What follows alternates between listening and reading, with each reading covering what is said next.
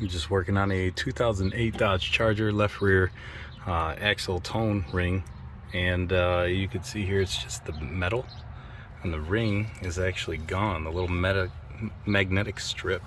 And when you look here, you can actually see it's still in place. This is it right here. So it's supposed to seat itself right around the axle itself.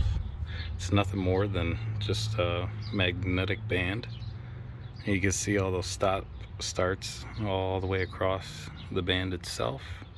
Let me try to get it to focus for you guys. You see all those little, it's like a rumble strip.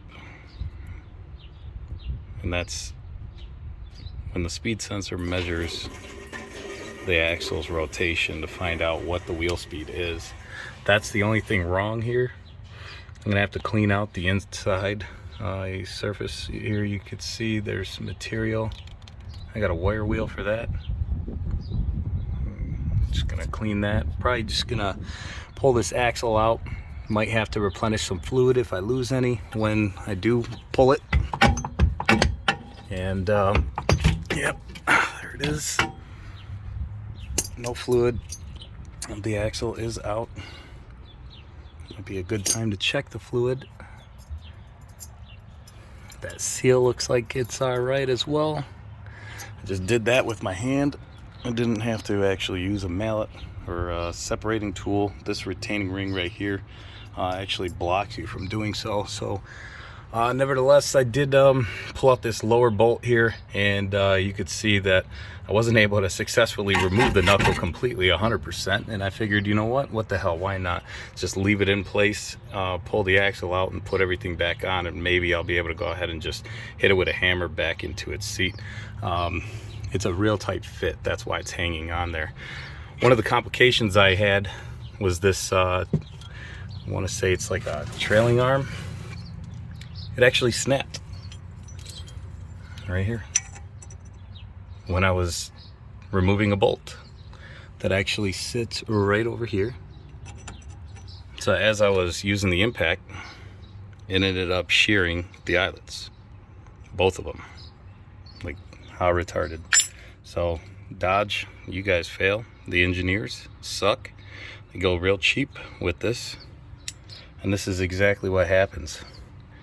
And this is the bolt that actually goes through the bottom where that arm actually goes, and it's got a little bubble in the middle, so that way it'll hold itself in place. I'm going to try to reuse it and just slip it in there and I'll well it, because I might end up selling the car. I'll leave it for the next guy. Worst case scenario, I'm going to have to actually go get a bushing and press it in place if this doesn't go back in there. Not a big deal, but you can still see that piece of the arm is in there. This is how it would sit, just like that.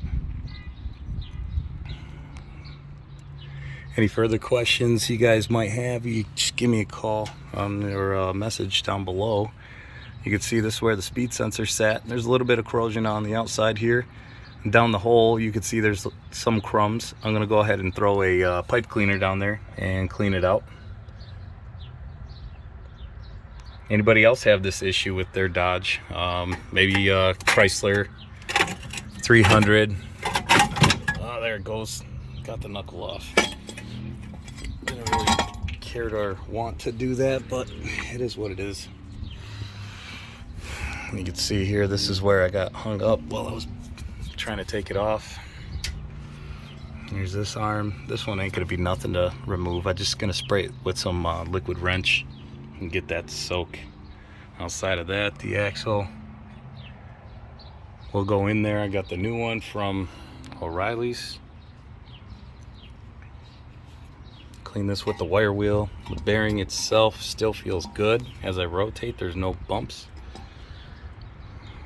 The e-brake cable goes here. I have it disconnected. I've never been a big fan of having those parking brakes on. All they do is corrode and ruin your braking system, because then you got noise complaints. Yeah, I'll just slip that bubble back in there. All right, that's MoseTube. Thanks for watching. You got any comments down below, go ahead and I'll respond. Thanks.